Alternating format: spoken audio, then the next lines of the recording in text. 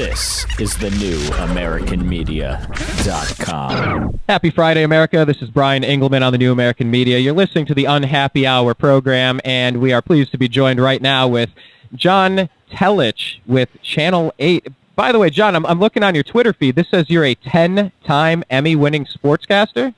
Am I reading this right? Yeah, we have been fortunate. I've worked with great people over the years, so when you have good teams putting pieces together or covering events, once in a while you win something. So I'm real fortunate there. Thank you.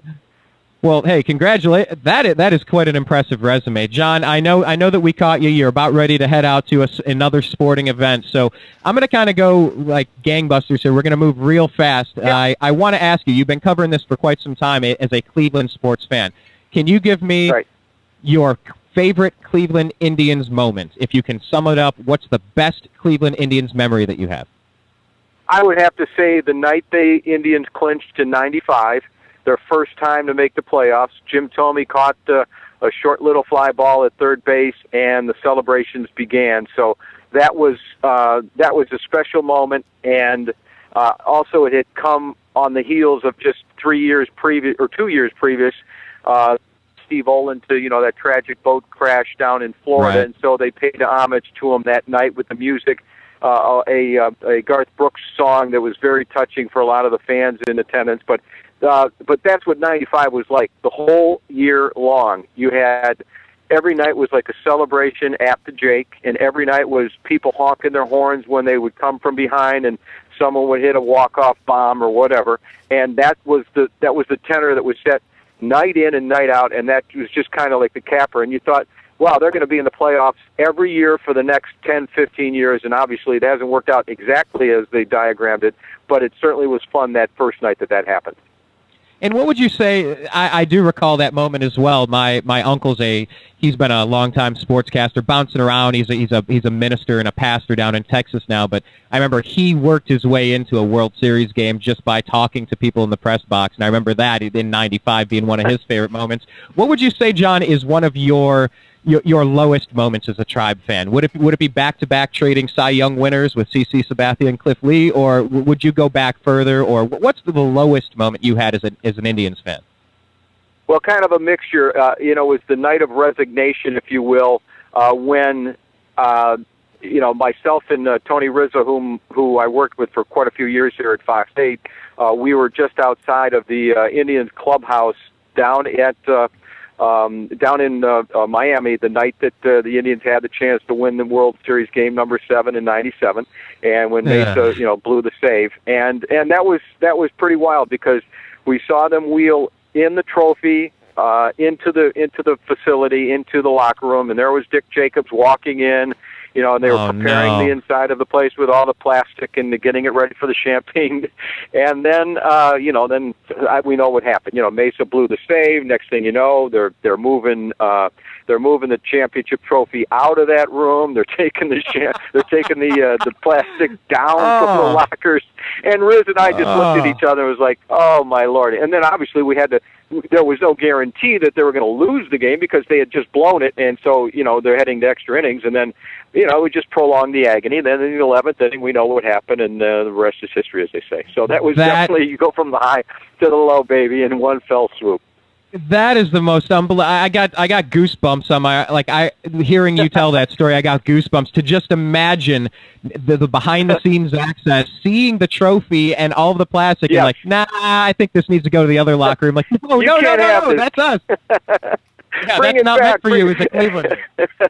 Well, when we were down there too, when we were down there, guys, we also one of our reporters, Dick Russ, procured some authentic Havana.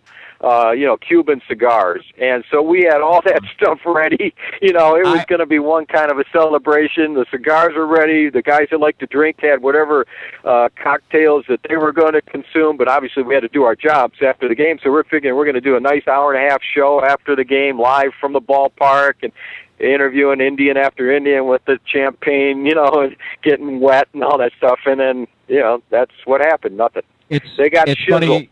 It's funny you bring that up because I was just getting ready to tell you that I was a freshman at Bowling Green State University in '97, and I remember in my friend's room with the cigar in my hand, getting ready to light this cigar, and I still have the cigar in a box to this day, reminding me, don't count your chickens before they hatch, until the fat lady sings, all of these cliches. I just still look at this disgusting little Swisher Sweet that I never enjoyed. I would have barely enjoyed it anyway, but I just still hold on to it as like, one day we're going to break this Cleveland curse. I don't know what sport it's going to be. I thought it was going to be the Cavs.